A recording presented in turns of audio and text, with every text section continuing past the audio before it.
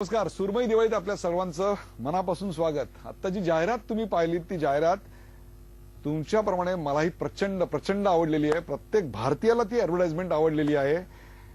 किती पाकिस्तानी माणसांना ती ऍड आवडली आहे मला माहिती नाही, परंतु त्यांना झोंबली निश्चित असेल आणि म्हणून त्यांच्या लक्षात नक्की राहिली असेल.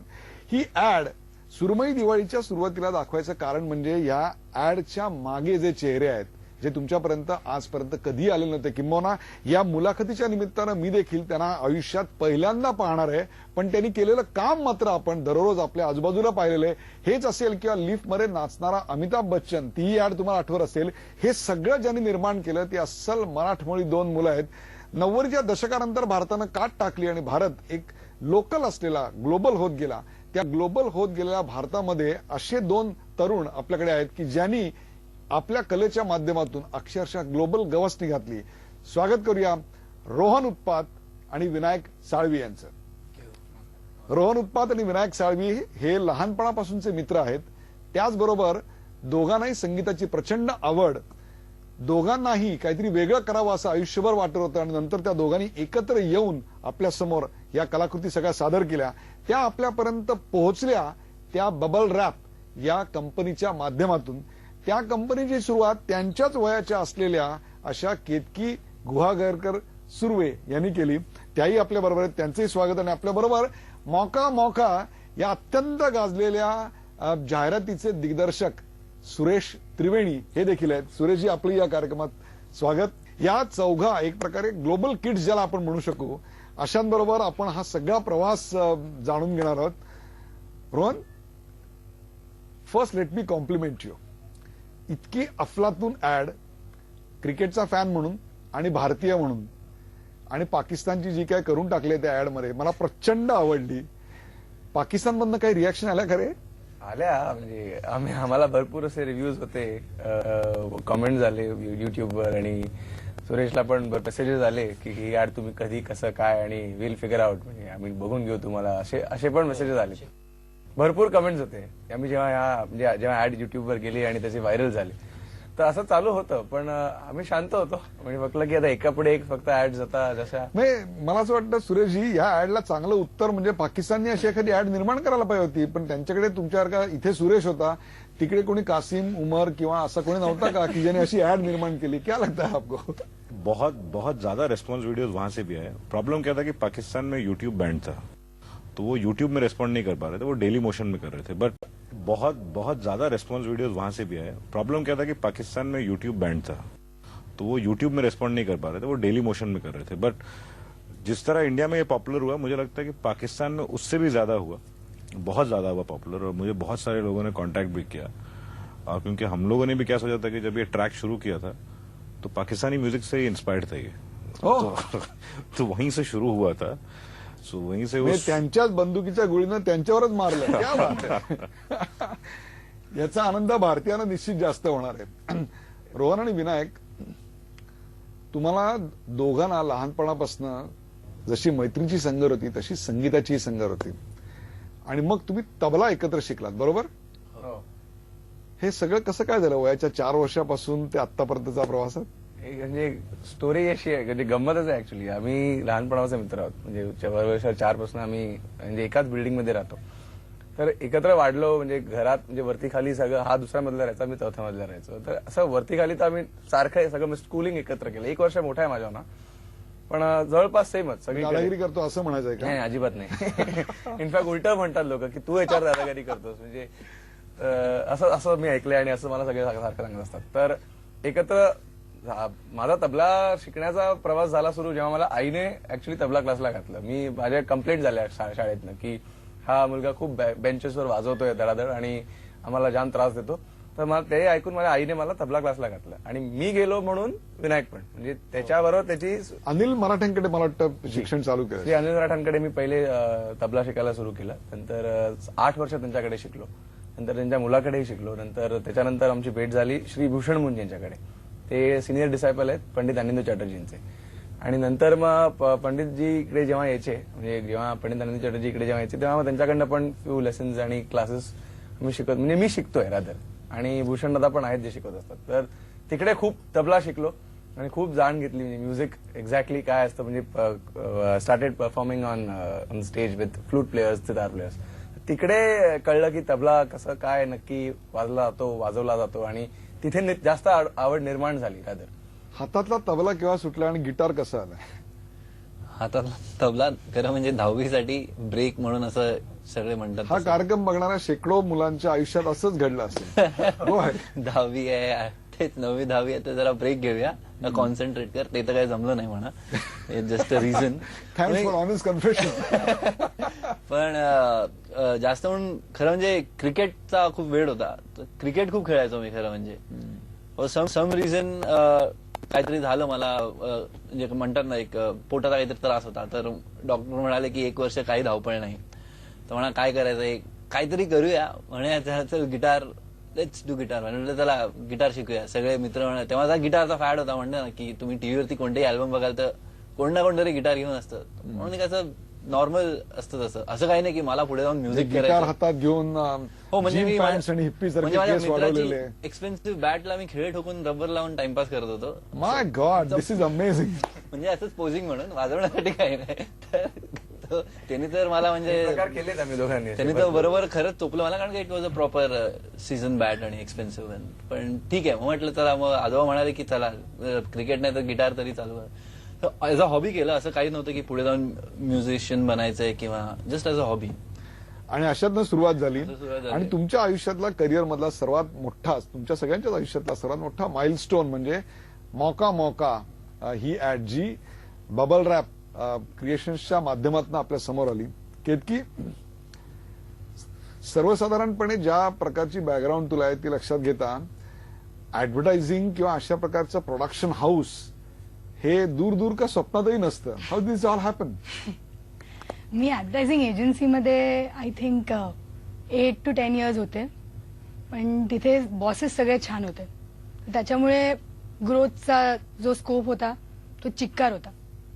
मग ते ऍडव्हर्टायझिंग एजन्सीमध्ये जे काय मी करू शकते तेवढं झालेलं माझं करून. व्हॉट नेक्स्ट म्हणून असंच सुरेश आणि मी दोघं कॅज्युअली बोलताना डिसाईड केलं की let's give it a shot, try करूया. चालू पण केलं. पण त्याच्यानंतर सगळ्यात मोठी गोष्ट ही, सगळ्यांना एवढ्या लवकर चान्स मिळत नाही जो आम्हाला मिळाला. स्क्रिप्ट छान होती, टायमिंग बरोबर होतं, अँड दॅट्स हाऊ मोका हॅपन. आणि जे क्रिएटिव्ह आहेत ते पण like they contributed a lot in it. कुठल्याही कलाकृतीचा आत्मा असतो, त्याची सेंट्रल थीम किंवा त्याचा जर्म काय आहे. How do you conceive this whole thing? Originally ये थॉट स्टार स्पोर्ट्स से ही आया था. तो वो आइडिया ये था कि एक छोटा एक बच्चा है, एक पूरा ग्रोथ दिखाना था. एक बचपन से लेके एक पाकिस्तानी बच्चे लेके यूथ तक वो एक पटाखे का डब्बा लेके बैठा है और वो कभी भी फोड़ नहीं पाया. वो आया था जब आइडिया. हा, म्हणजे पाकिस्तान वर्ल्ड कप कधीही जिंकू शकलं नाही भारताच्या अगेन्स्ट. करेक्ट, वही हा त्यातली थीम आहे. आणि हे बोलताना खूप आनंद होतोय सगळ्यांच्या चेहऱ्यावर.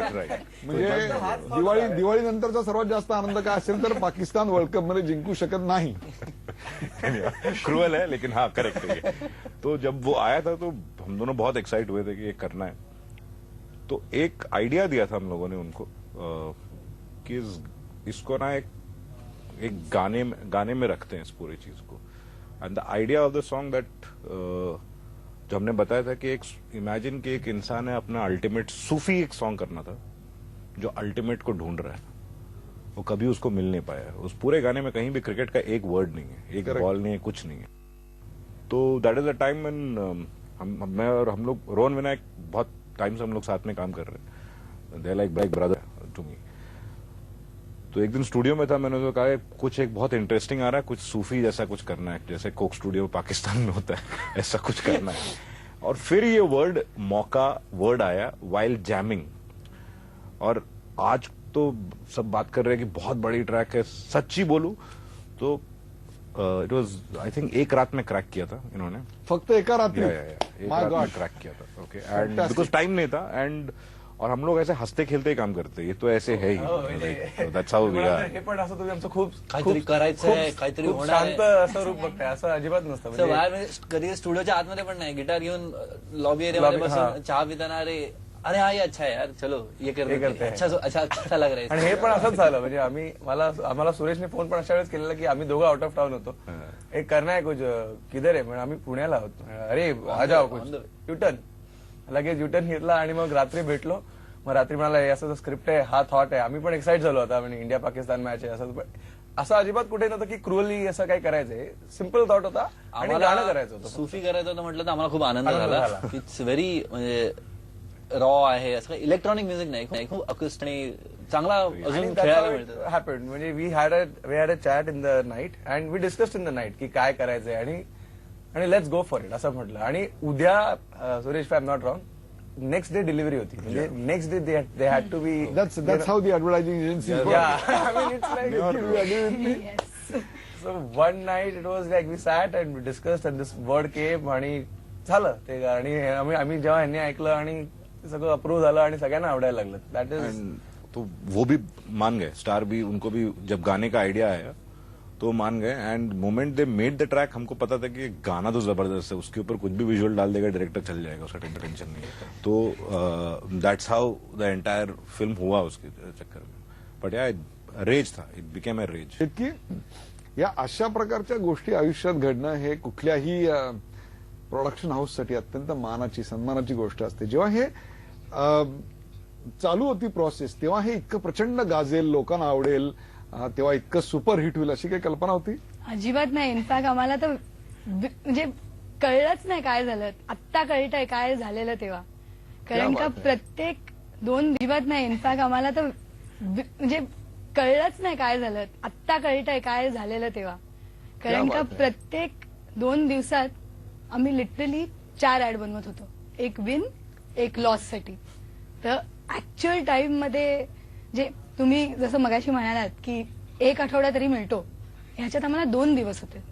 2 दिवसात सगळं करायचं होतं. सुरेश तर घरीच गेला नव्हता.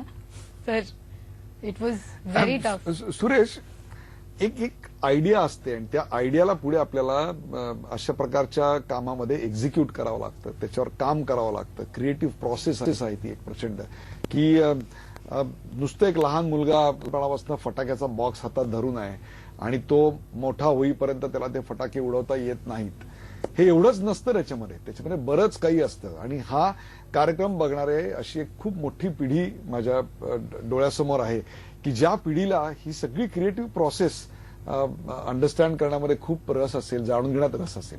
एक्चुअली रोहन विनायक के साथ, क्योंकि मैं ज्यादा डिसिप्लिन हूं नहीं, ओके, और ये भी नहीं है. Oh my God. The best, how do you handle them? that's the toughest time she faces, you know, when she has to नहीं यार, handle. स्टार्टिंग वो भी नहीं है, जे स्टार्टिंग वो भी मध्ये नहीं है. जेवढं काही जे होऊ शकतं ते झालंय. You are not getting so of course. एक क्योंकि हम चारों में एक चीज कॉमन है कि स्ट्रेस ज्यादा लेते नहीं है. देते हैं. नहीं, हाँ देते हैं, वो क्वेश्चन भी नहीं है. हमारा एक है कि जर्म जो होता है, एक विजुअल, जैसे मैं हमेशा अप्रोच करता हूं कि पहला विजुअल मेरे लाइफ में, पहला विजुअल क्लियर था कि एक बरामदा में पटाखा सूख रहा, जावेद में जब होता है और वो बरामदे में एक पटाखे का बॉक्स सूख रहा है और एक लड़का उसको उठा के लेके आ रहा है. तो वो बिगिनिंग जो था, आज दर पे चल के आया है मौका, सो उतना सॉर्टेड था. और क्योंकि हमारा ड्यूरेशन फिक्स रहता है कि 30-60 जो भी रहता है, देन वी डिवाइड. 60 सेकंदामध्ये संपूर्ण विश्व उभं करायचं असतं. हाँ, तो वो डिवाइड करते हैं. और हमारा ऐसा है कि कभी भी किसी चीज के लिए आज हमको आइडिया करना है तो हम बैठ के आइडिया सोचते नहीं है. Okay, it happens. एंड हमेशा ऐसा हम लोग बात करते हैं कि या तो अच्छा लगता है या तो नहीं अच्छा लगता. हम सब उसी में बिलीव करते हैं, बीच का कुछ नहीं होता. We don't like in between. Okay, so कभी कभी सूर ऐसा बैठ जाता है. I think I have work more than 20 odd commercials with them. Okay, तो इसमें भी जो प्रोसेस था, it's a very organic process. मैं कुछ कहता हूँ, वो 2 चीज ऐड करते हैं, फिर मैं 2 चीज बोलता हूँ, वो लोग ऐड करते हैं. Team work. It is a team work and we allow things.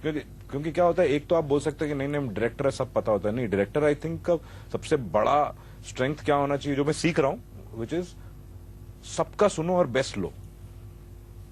अभी ये भी कुछ होगा, इनका भी कुछ कमेंट्स होगा, but I think to say that नहीं ये अच्छा है, अगर क्योंकि end of the day we are contractors और डायरेक्टर और कुछ नहीं है. Okay so almost sound like म्हणजे महानगरपालिकेचे पावसाळ्यात पडलेले खड्डे भरणारा वही कॉन्ट्रॅक्टर वही या लेवलला कुछ स्वतःला नहीं। देऊ नका. देखो चेहरे पे ऐसे ही लगता है ओके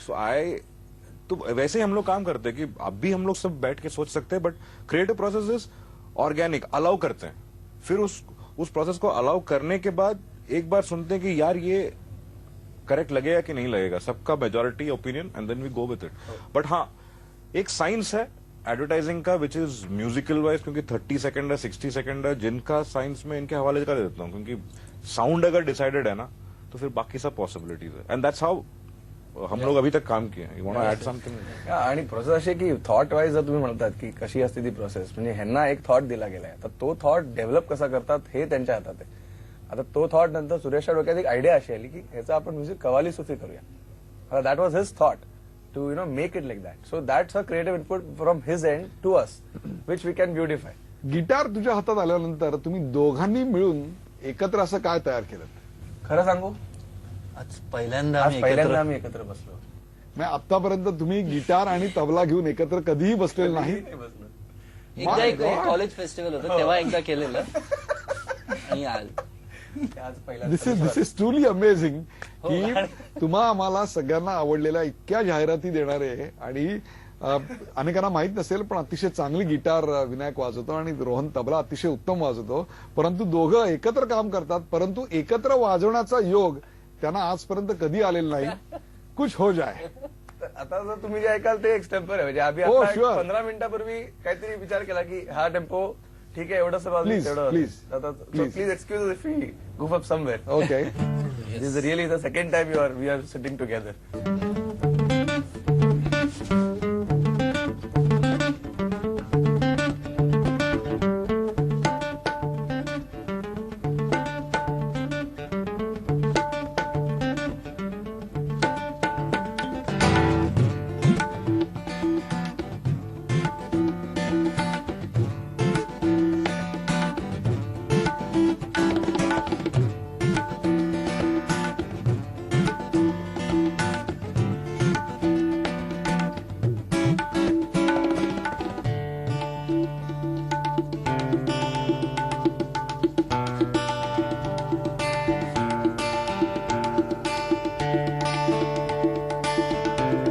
क्या बात है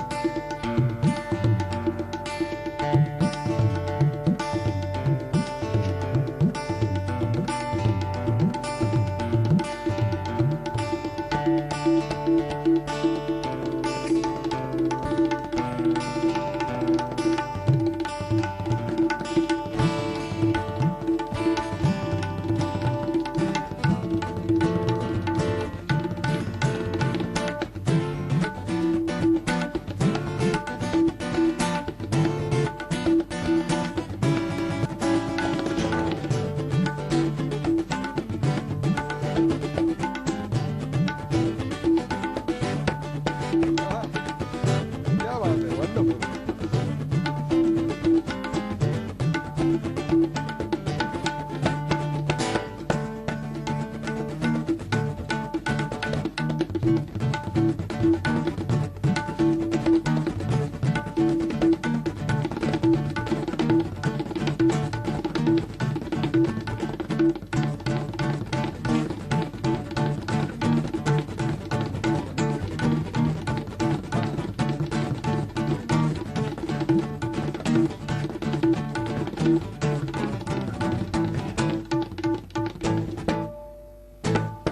क्या बात है wonderful As you always said that this is not planned, so this is just a extemporary performance.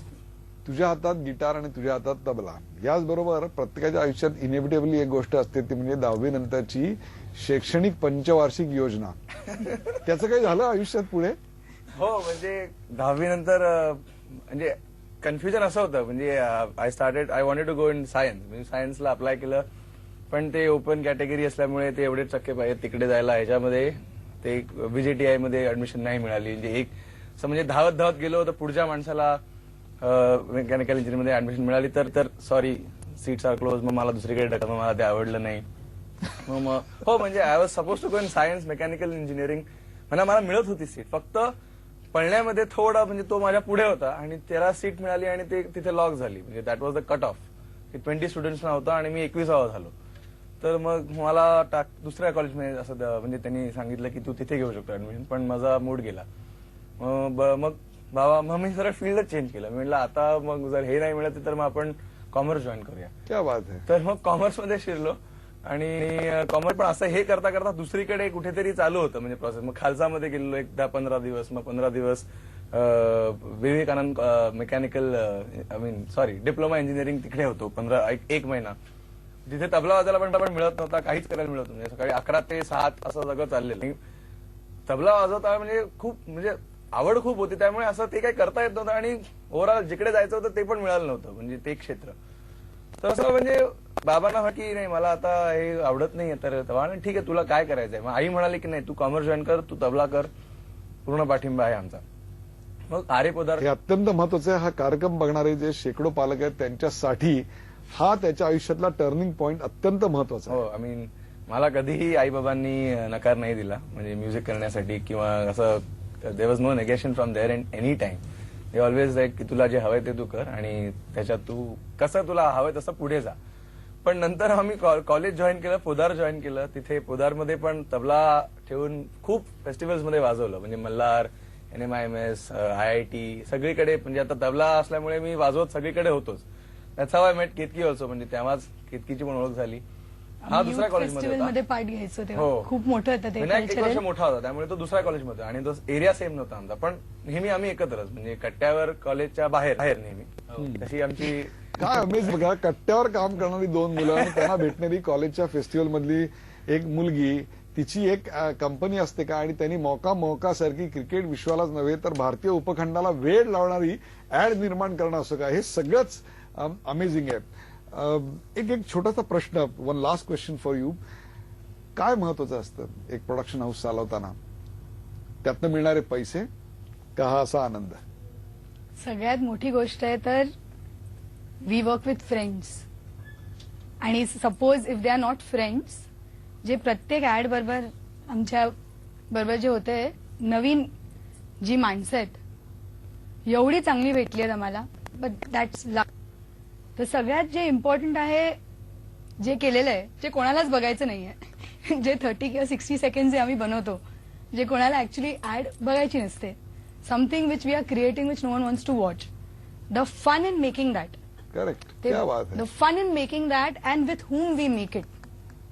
क्या बात है. That is what is leading us where we are. And we are happy. Break म्हणजे ब्रेकमध्ये साधारणतः माणसं जेवत असली तर हात धुवायला जातात किंवा इतर काही करायला जातात आणि ब्रेक संपल्यानंतर परत येतात. त्या ब्रेक मधल्या 30-60 सेकंदाच्या छोट्या छोट्या ऍडच्या मागे केवढं मोठं प्रचंड विश्व असतं आणि कॉलेजच्या कट्ट्यावर असणारी 2 मुलं एकत्र येतात. त्यांच्या वर्गातली एक मुलगी एकत्र येते कॉलेज फेस्टिवलमध्ये भेटलेली आणि एक काय अफलातून ऍड निर्माण करतात. दिवाळीच्या निमित्तानं असे कट्ट्यावर बसणारे अनेक मुलं मुली असतील त्यांच्यासाठी हा एपिसोड अत्यंत महत्वाचा असणार आहे. अमिताभ बच्चन यांच्याबरोबर तुम्ही काम केलं, या शतकातला नव्हे सहस्तकातला महानायक. काय होता अनुभव? स्पीचलेस झालोय आता.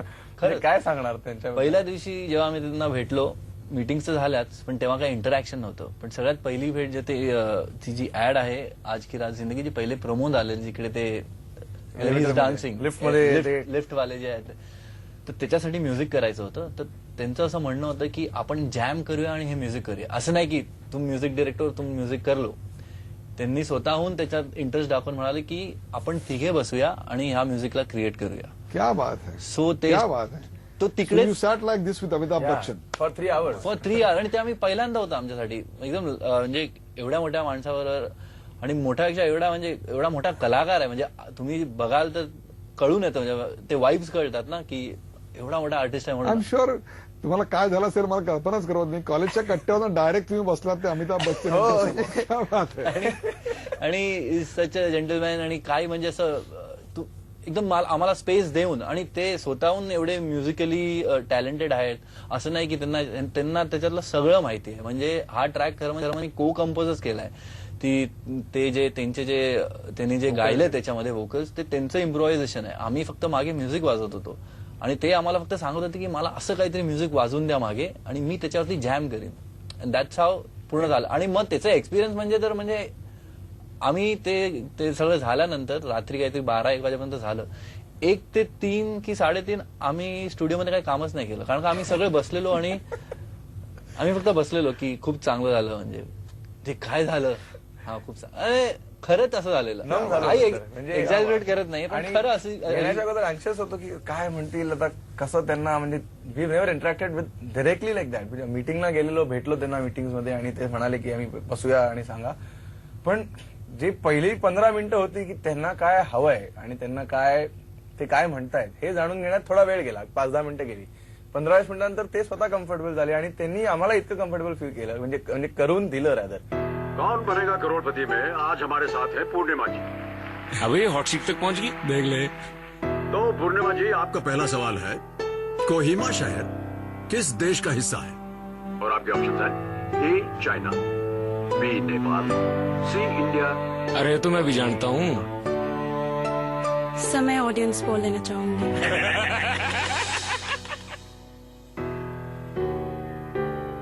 गई भैंस पानी में. 100% लोगों का जवाब है इंडिया. ले. ये बात तो सभी जानते हैं. हाँ सर, जानते सब है, पर मानते कितने हैं?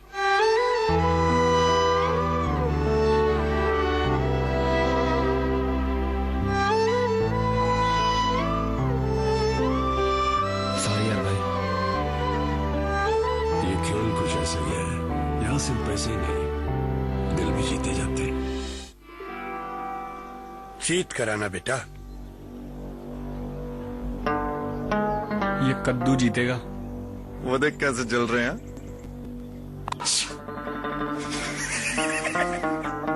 Come in! नहीं. अंकित जी, तो क्या करना चाहेंगे आप? Sir, phone a friend.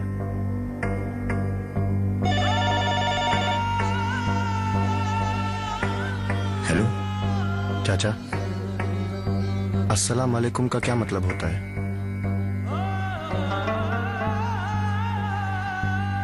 खुदा तुम्हें सलामत रखे बेटा. ये बिल्कुल सही जवाब है आपका. वेल प्ले. लहू एक है तो रंग दो क्यों, लहू एक है तो रंग दो क्यों, लहू एक तो रंग दो क्यों, लहू एक. तो देखा आपने देवी और सजना, यहाँ सिर्फ पैसे नहीं, दिल भी जीते जाते हैं. एक आणखीन एक महत्वाचा टप्पा होता तो म्हणजे कौन बनेगा करोडपती. त्याच्या ज्या गोष्टी तयार करण्यात आल्या त्याच्याबद्दल काय सांगाल? त्याचं जेव्हा आम्ही म्युझिक करत होतो, आता कसं होतं, आम्हाला जेव्हा अप्रोच करतात लोक, तेव्हा त्या ऍड तिकडे बच्चन साहेब आहेत. आता आम्ही डायरेक्टली त्यांना भेटलो नव्हतो, पण आम्हाला माहिती होतं की बच्चन साहेब त्याच्यात आहेत आणि तो ग्रँड सीन असतो. म्हणजे केबीसी इज अ ऍडव्हर्टाइजमेंट, म्हणजे that's a biggest campaigns that we have in ad agencies. तर आम्हाला माहिती होतं की इकडे काहीतरी म्हणजे मोठं करायचंच आहे. त्याच्या मागचा असं आयडिया होती की नितेश तिवारी जी जे डिरेक्टर आहेत त्यांच्याबरोबर आम्ही आधी खूप काम केलंय आणि त्यांनी आम्हाला मग सांगितलं की आपण कौन बनेगाच्या ऍड्स करणार आहोत आणि ही थीम आहे. तिकडे पण असंच एक थीम होती की एक फिल्म आहे त्यातली, त्याचं पण म्युझिक कवाली सुफीच्या स्पेसमध्ये आहे, एक राजस्थानी फोक फ्लेवरचं आहे आणि एक थोडं म्हणजे टचिंग इमोशनल फिल्म होती. म्हणजे जे कोहिमा शहरावर जे तसं सांगितलं की कोहिमा कुठे कोणाला माहित नाही, पण ते जानते है पर मानते नाही, हे त्यात ती लाईन आहे. तर ते कन्सिव्ह करताना थॉट असा होता की आता बच्चन साहेबांसाठी काहीतरी करायचंय, पण आणि ते टच झालं पाहिजे. Finally that is the main thing. You should the emotion should go across the bottom line of all the music that you are suppose to do. त्याच्यात गंमत ही होती की आम्ही लाईव्ह खूप केलं. म्हणजे whatever you hear in that those TVCs is all live played instruments. We called up players आणि खूप इन्स्ट्रुमेंट प्लेयरना बोलवलं, रेकॉर्ड 2-2 म्हणजे रात्रंदिवस रेकॉर्ड केले. 2-2 दिवस रात्रभर काम चालू होतं. त्याच्यामुळे तो इफेक्ट आला आणि ते गाणं पण चांगलं झालं आणि त्याला आम्हाला खूपच रिस्पॉन्स चांगला. क्या बात है.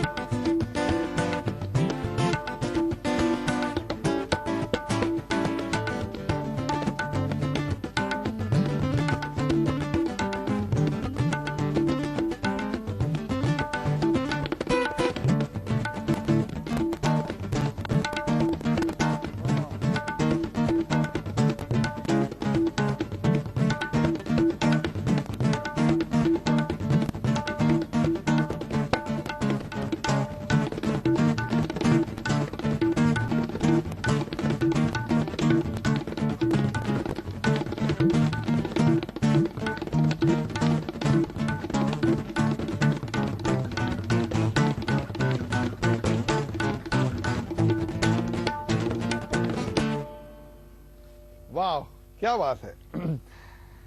रोहन तबलावर महारत हासिल केल्यानंतर तू एका बँड बरोबर काम करायला लागलास. शोर बाजार काय एक्सपिरियन्स होता? खूप म्हणजे अमेझिंग एक्सपिरियन्स होता. बँड बरोबर आता तबला मी फील्ड जेव्हा मी फ्लोटिस्ट किंवा सितार प्लेअर बरोबर आलो ते एक वेगळं फील्ड आहे कम्प्लिटली. आणि परफॉर्मन्स आणि स्टेजवर विथ पीपल अराउंड आणि म्हणजे who are singing with you know they are also singing with Wien you perform आणि 5 जणांचं कॉर्डिनेशन जे असं लागतं त्याचा एक्सपिरियन्स मला मिळाला वेन आय प्लेड विथ शोर बाजार बँड. ऍज अ पर्कशनिस्ट पण होतो म्हणजे तबला आणि इतर जेम्बे कहन बॉक्स असं सगळं वाजवायचं. तर तिकडे खूपच म्हणजे मला स्टेजवर वाजवण्याचा मेन एक्सपिरियन्स तिकडे पण आला with crowd who is singing with you live असं. आणि it was a great experience Wien coordination कसं लागतं किंवा एक्सटेम्पर जे काय करायला लागतात गोष्टी चेंजेस करायला लागतात किंवा ह्याचा एक्सपिरियन्स तिकडे खूप शिकायला मिळाला. आणि म्हणजे 5-5 मिनिटाला जर हे नाही दुसरं गाणं ते नाही दुसरं गाणं आता ह्याच्यात कॉर्डिनेशन कसं करायचं ठेवायचं हे शिकणार किंवा काही काही गोष्टी बँडमध्ये कशा 4 वेळा तुम्ही गाता ठरलेलं असतं पण आता ते क्राऊडमुळे ते 7 वेळा होतात 8 वेळा होतात. ते चेंजेस करायला लागतात ऑन द स्पॉट. भारतापेक्षा जास्त पाश्चिमात्य संगीतामध्ये खूप मोठं स्थान आहे आणि परंपराही तेवढीच विविध आहे. प्रत्येक देशामध्ये गिटार वेगळ्या पद्धतीनं वाजवलं जातं. स्पॅनिश गिटार वेगळं असतं. अमेरिकेमध्ये गिटार अत्यंत वेगळ्या पद्धतीनं वाजवलं होतं. फ्रान्समध्ये त्याच्या अनेक पद्धती आहेत. या सगळ्याचा काही तुझ्यावर प्रभाव पडला? पाश्चिमात्य कुठल्या संगीतकाराचा किंवा गिटारिस्टचा तुझ्यावर सर्वात जास्त प्रभाव पडला? हो असं आहे. खरं म्हणजे मी गिटार जस्ट चालू केलं शिकायचं आणि हार्डली 1-2 महिने झाले असतील. सो खूप क्युरियोसिटी होती की काय इन्स्ट्रुमेंट आहे. म्हणजे जेव्हा घरी आणलं तेव्हा ऑफकोर्स माहिती नव्हतं कसं वाजवायचं आहे. सो असंच बघता बघता एक जॉन मेयर म्हणून आर्टिस्ट आहे त्याला पाहिलं टीव्हीवरती. सो एकदमच काहीतरी वेगळं वाटलं की काहीतरी अनयुज्युअल वे मध्ये वाजवतोय हा म्हणून. सो म्हणून मी त्याला फॉलो करायचं चालू केलं. सो त्याच्याने मला खूप मदत झाली की काहीतरी वेगळं शिकायला मिळालं जे नॉर्मल एक असतं एक शिकणं. म्हणजे न कळत मी काहीतरी वेगळंच माझी थिअरी चालू झाली त्याच्याबरोबर की अरे असा वेगळा अभ्यास पण आहे गिटारचा. एक नॉर्मल पेक्षा पण वेगळा असा एक अभ्यास आहे. आणि सगळ्यात मेन म्हणजे तबला शिकल्यामुळे एक म्युझिकचं बॅकग्राऊंड कळालं. रिदमचा sense which is very important. म्हणजे इव्हन कोणतेही मेलोडिक इन्स्ट्रुमेंट असेल पण त्यात जर रिदमिक सेन्स नसेल तर दॅट इज व्हेरी इम्पॉर्टंट म्हणजे कोणत्याही वाद्यामध्ये.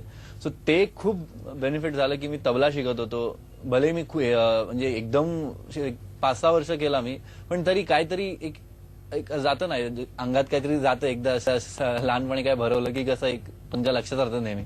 सो त्याच्याने खूप मदत झाली मला. सो असं त्याची एक झलक हा जॉन मेयरचा म्हणजे असं मी मुद्दाम आता ते नाव काढलंय आणि हा म्हणजे आय थिंक दुसरा जॉन मेयर आहे असं आम्ही याला म्हणतो. म्हणजे तुम्ही माझ्या फोनमध्ये जरी याचं नाव बघाल तर जॉन मेयर विनायक साळवी असं लिहिलेलं आहे. ते मी खूप मोठा फॅन आहे म्हणून. त्याचा हातावर टॅटू आहे जॉन मेयरचा आणि तुम्ही ह्याला ओळखणारी प्रत्येक व्यक्तीला माहितीये की हा जॉन मेयरचा. माझ्यामुळे माझ्या एरियामध्ये फेमस झाला. ज्या जॉन मेयरचा आयुष्यावर प्रभाव पडला आणि गिटारवर साथ चढले त्या जॉन मेयरच्या वाजवण्याची एक झलक. Yes.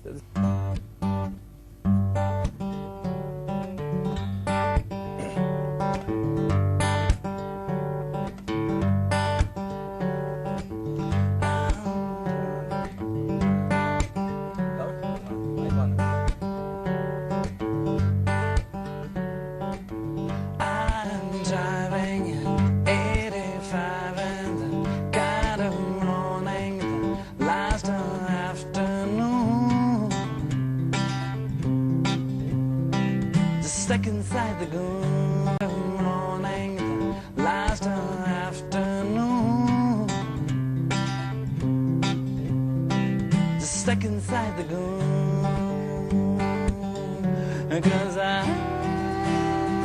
wonder sometime about the outcome of a still wordless life.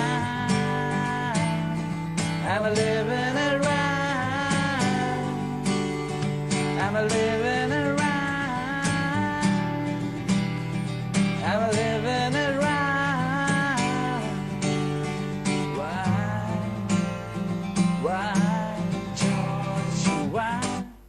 म्हणजे आपल्याकडे जतीन ललित काय किंवा त्याच्या आधी लक्ष्मीकांत प्यारलाल, कल्याणजी आनंदजी आपल्याकडे संगीतकारांच्या जोड्या आहेत. आता रोहन विनायक असं आपल्याला म्हणायला हरकत नाही. Is that what you are saying?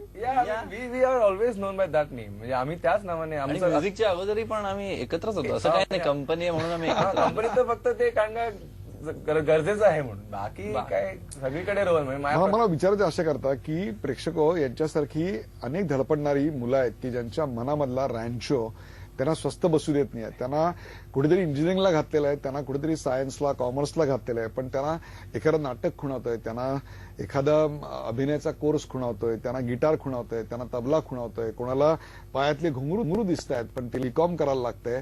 अशा सगळ्या मनातल्या मनात संघर्ष करणाऱ्या आणि कुडणाऱ्या मुलांसाठी काय सांगाल? मला एवढंच म्हणायचं की आम्हाला जे आवडलं ते फॉलो करत गेलो आणि if you follow that you will surely get your dues. म्हणजे तुम्हाला मिळणार जे जे करायचं. That is what we win. I mean rather I and Vinayak same. We both feel the same. क्या बात.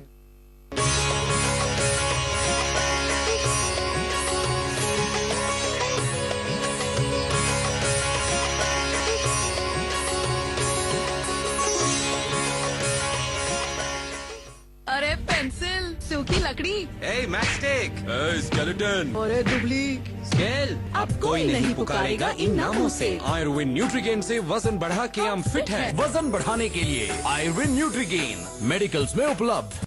तुम्ही कॅमेराच घेऊन आलात. सुरुवातीला आमच्याकडे खूप जणांनी इंदुलेखाबद्दल चौकशी केली पण त्यांना काही शंका होत्या. पण जेव्हा काही जणांनी ते वापरून बघितलं आणि ते परत आमच्याकडे इंदुलेखाची मागणी करायला लागले ते ऍक्च्युली चांगले रिझल्ट देत आहे. आणि आता ज्यांना केस जायचे प्रॉब्लेम आहे ते लोक आमच्याकडे इंदुलेखाच मागतायत आणि आम्ही सुद्धा त्यांना इंदुलेखाच देतोय. मन्या बरोबर बोलतोय ना मी? हो सर, इंदुलेखाची सेल्फी बॉटल खूपच इफेक्टिव्ह आहे आणि त्याचा सेल सुद्धा वाढतोय. इंदुलेखाची जी सेल्फी बॉटल आहे त्याने डायरेक्टली स्काल्पवर अप्लाय करता येऊ शकतं आणि त्याने वेस्टेज बिलकुल होत नाही. It's really effective. इंदुलेखा भृंग ऑयल, तेल से रिजल्ट दे. रामायण का अनदेखा रूप सीता की दृष्टि से 16 नवंबर से सोमवार से शनिवार रात 8 बजे स्टार प्लस और हॉटस्टार पर.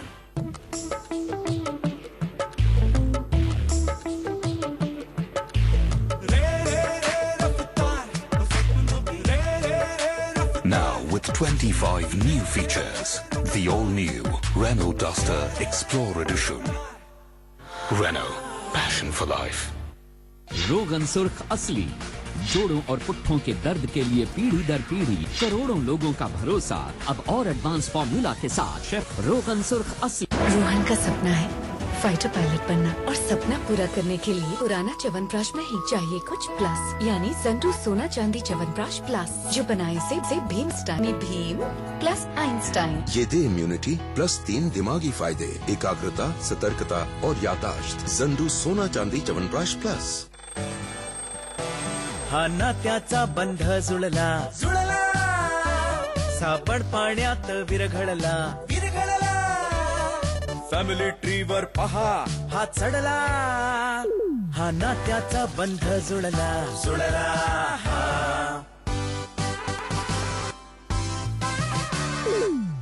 तुमचा सामान्य टँक देत असेल सतत प्रॉब्लेम तर प्लंबर सोबत नात्याचा बंध जुळणारच. घेऊन या सिंटेक्सचं triple layered water storage solution. Sintex, we make sense.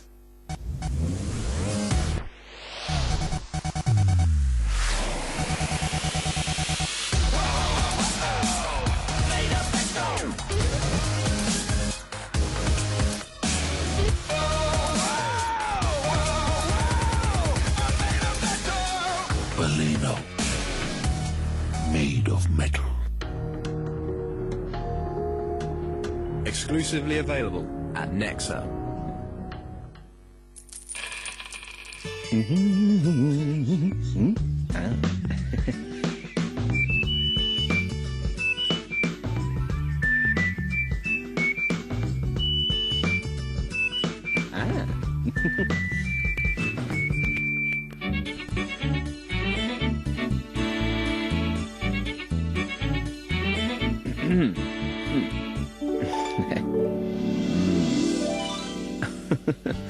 बूंद बूंद से सागर बनता है दोस्त, इसीलिए छोटी अमाउंट की इन्वेस्टमेंट नियमित रूप से सोचकर समझकर इन्वेस्ट कर. सोचकर समझकर इन्वेस्ट कर.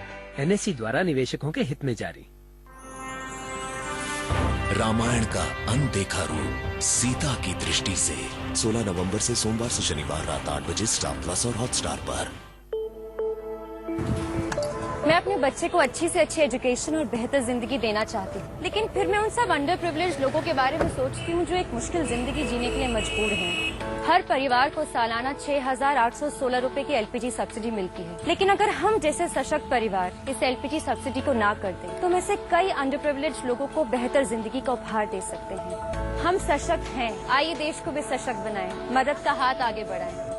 मेरी तरह आप भी एलपीजी सब्सिडी को ना करें और देश को आगे बढ़ाने में भागीदार बनें।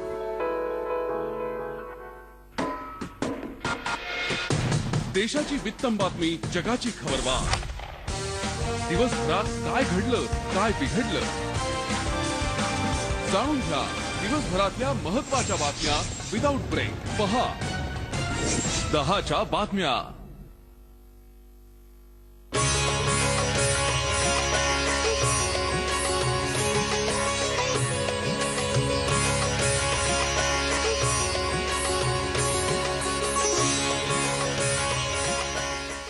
तुम्ही दोघांनी मिळून एक म्युझिक कंपनी स्थापन केली, रोहन विनायक म्युझिक प्रोडक्शन. क्या बात म्हणजे आहे. दोघं एकत्र काम करतो तर आता एक नाव असलं पाहिजे असं आहे. तर आम्ही मग हे आमच्या या नावाने आमचं म्युझिक पुढे जावं असं हा थॉट होता, म्हणून हे म्हणजे we found out this company. आम्हाला अजून एक चांगलं नाव स्ट्राईक झालेलं, पण म्हटलं जास्त होईल थोडं, पण आता इकडे सांगून टाकतो मी. समथिंग रिलेटेड टू तबला आणि गिटार. तर हे खूप फनी आहे. डग्गा आणि झँग असं डग्गा झँग म्युझिक म्हणजे गिटारचं असतं. मला कळलं की तुम्ही दोघे म्हणून एका चित्रपटाला संगीत दिलंय. हो हो. नील बटे सन्नाटा हे बॉलिवूड मूवी आहे फर्स्ट आमचा जो आम्ही केलाय. Hopefully releasing very soon, in 2-3 महिन्यात रिलीज झाला पाहिजे असं म्हणतायत. आणि त्याचं डिरेक्टेड बाय अश्विनी अय्यर तिवारी, नितेश तिवारी यांची बायको आहे, ज्यांच्यावर आम्ही केबीसीशी ऍड केल्या. नितेश तिवारी त्यांची बायको आहे. त्यांनी दोघांनी मिळून लिहिलाय हा चित्रपट. Very inspirational movie. Girl child education आणि त्यांचं रिलेशन कसं असतं ह्याच्यावर इन्स्पिरेशनल स्टोरी आहे. त्याच्यात पण 5 गाणी आहेत. म्हणजे आपल्याकडे जतीन ललित काय किंवा त्याच्या आधी लक्ष्मीकांत प्यारलाल, कल्याणजी आनंदजी, आपल्याकडे संगीतकारांच्या जोड्या आहेत. आता रोहन विनायक असं आपल्याला म्हणायला हरकत नाही. Is that what you are saying? We are always known by that name. म्हणजे आम्ही त्याच नावाने आमचं म्युझिकच्या अगोदरी पण आम्ही एकत्रच होतो, असं काही नाही कंपनी आहे म्हणून आम्ही कंपनी तर फक्त ते कारण का गरजेचं आहे म्हणून, बाकी काय सगळीकडे रोहन. मला विचारायचं अशा करता की प्रेक्षको यांच्यासारखी अनेक धडपडणारी मुलं आहेत की ज्यांच्या मनामधला रॅन्चो त्यांना स्वस्थ बसू देत नाही. त्यांना कुठेतरी इंजिनिअरिंगला घातलेलं आहे, त्यांना कुठेतरी सायन्सला कॉमर्सला घातलेलं आहे, पण त्यांना एखादं नाटक खुणावतोय, त्यांना एखादा अभिनयाचा कोर्स खुणावतोय, त्यांना गिटार खुणावतोय, त्यांना तबला खुणावतोय, कोणाला पायातले घुंगरू दिसत आहेत पण तिला बीकॉम करायला लागतंय. अशा सगळ्या मनातल्या मनात संघर्ष करणाऱ्या आणि कुडणाऱ्या मुलांसाठी काय सांगाल? मला एवढंच म्हणायचंय की आम्हाला जे आवडलं ते फॉलो करत गेलो, आणि if you follow that you will surely get your dues. म्हणजे तुम्हाला मिळणार जे करायचं. That is what I mean rather I and Vinayak same, we both feel the same. This is we followed. आम्हाला खूप म्हणजे हर्डल झाले, खूप त्रास झाला की हे बीकॉम केल्यानंतर जसं रेग्युलर म्हणजे नोकरी केली पाहिजे. आणि हे जे असतं आता आम्ही पण मग बीकॉम केल्यानंतर तबल्यावर आता जनरली असं असतं की एवढं काय तू करणार, तबला होतो ठीक आहे, आता हॉबी म्हणून ठीक आहे, थोडं काहीतरी एक सिक्युरिटी असू दे लाईफमध्ये, कुठेतरी नोकरी बघ. दोघंही असंच, म्हणजे दोघं एकत्र पासआउट झालो, दोघंही एकाच कंपनीत कामाला लागलो आणि बाजूबाजूला डेस्कवर. तर एकाच वेळी आम्ही दोघंही एकाच कंपनीमध्ये same process next to each other. कंपनीची लागली वाट. 1 वर्षात आम्हाला दोघांनाही बाहेर काढण्यात आलं. म्हणजे ऑलमोस्ट नोटीस आली की तुम्ही आता तुम्हाला आम्ही काढून टाकू. त्याच्या अगोदर आम्ही ठरवलं की अरे हे जरा जास्त होईल, आपण नोटीस देऊया स्वतःहूनच. आणि मग आम्ही स्टेप्ड आउट. आणि तेव्हा म्युझिक करत होतो आणि तबला कॉन्सर्ट चालू होते, याचं गिटार शिकणं झालं. आणि आमचा अजून एक मित्र होता, म्युझिक प्रोड्युसर येतो, त्याला आम्ही जॉईन केलं, असिस्ट करायला लागलो ऍज अ म्युझिक असिस्टंट म्हणून. आणि ते करता करता तो आम्हाला म्हणाला की आता हे तुझं याच्यात नाहीतरी मन नाही, आणि दोघांचं म्हणजे तुम्हाला ऑलमोस्ट काही अप्रेझल नाहीये, देत नाही. आणि आम्ही दॅट वॉज व्हेरी म्हणजे व्हिज्युअल, म्हणजे असं दिसत होतं आई बाबांना पण की ठीक आहे मन लागत नाही, मन लागतच नाही आणि इंटरेस्ट कमी आहे. म्हणजे सोमवारी सकाळी उठल्यानंतर ओट्स मंडे असं वाटतं. आणि सकाळची शिफ्ट होती 6 वाजताची. Oh my God. लंडन ऑफिसला रिपोर्ट करायचं म्हणून सकाळची शिफ्ट आजपर्यंत 6 वाजता गेलो पोहोचू शकलो नाही म्हणजे 6 वाजेपर्यंत. कारण रात्री म्युझिक करायचं, मित्राकडे बसायचं, तिथे गाणं, तबला वाजवणं, गिटार वाजवणं, असं करत करत 3-4 वाजता उठून रोज. मग थोडक्यात अशा प्रकारचा संघर्ष करणाऱ्यांच्या तुम्ही एकच सांगाल की दिल की बात सुनो. येस, म्हणजे उडी मारली पाहिजे. ते जेपर्यंत तुम्ही हार्नेस घेऊन फिराल की नाही बाबा मला हे तर पाहिजेच, सगळ्यात पहिले कसं बॅकअप प्लॅनच नसायला पाहिजे. वाव. आणि बॅकअप प्लॅन असेल तर off you do another option to do it. There was किती 9 महिने जस्ट जम्प. 9 महिने आम्ही घरी बसलेलो. जर बॅकअप असता आमच्याकडे तर आम्ही परत तिकडे गेलो असतो. जेव्हा मी कंपनी सोडली. प्रेक्षक हो, इतकं महत्वाचं तुम्ही लक्षात घ्या. तुमच्याही घरी आसपास असे अनेक मुलं असतील ज्यांच्या डोळ्यात स्वप्न असेल, पोटात आग असेल, परंतु त्यांना आज गरज असते ती अशी हिंमत द्यायची. ती हिंमत त्यांनी कशी दाखवली बघा. सगळे मागचे पाशच तोडले, कुठलाही फॉलबॅक नाही. उडी घेतल्यानंतर आपण वाचू की नाही माहिती नाही, उडणे के लिए पर नाही, हौसलों की जरूरत होती है. ते हौसले तुमच्या बरोबर होते.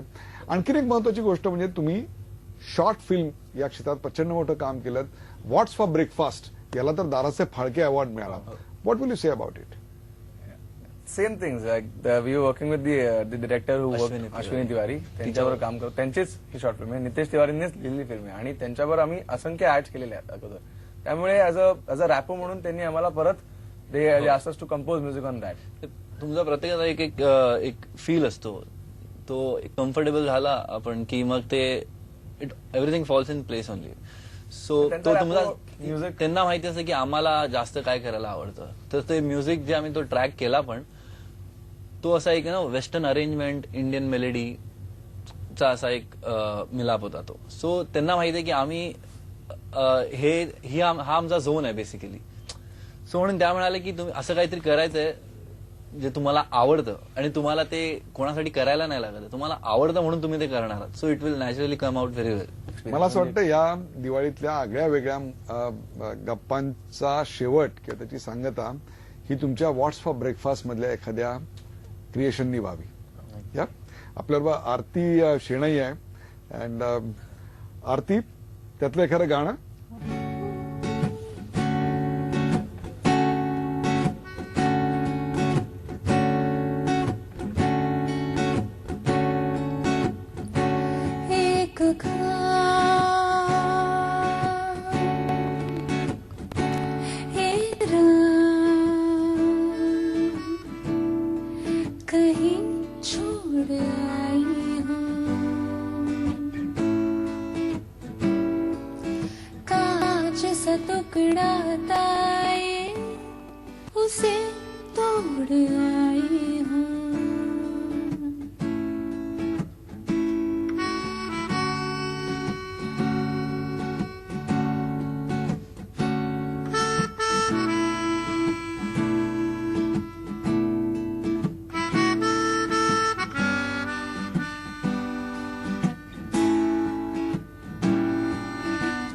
एक खत, एक मुलाकात, एक शाम शब से बड़ी, एक वादा, एक अनसुनी दस्तक, एक रुकी हुई घड़ी.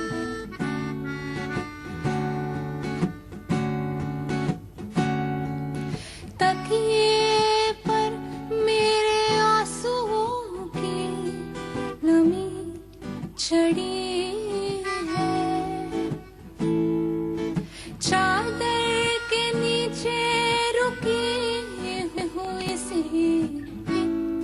घड़ी है. मेज पे कुछ पुराने खत है, स्याही धुली धुली है. तेरे घर की मेरी चाबी है, तेरे घर की मेरी चाबी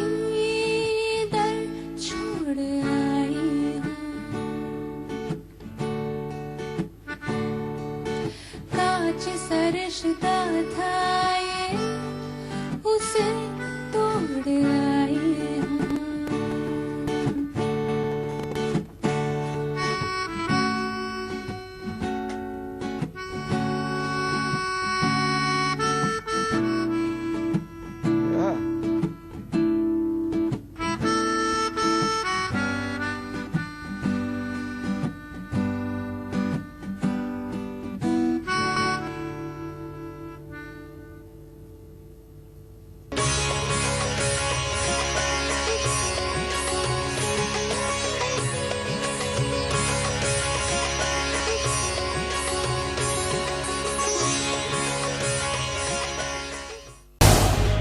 झी 24 तास रहा एक पाऊल पुढे.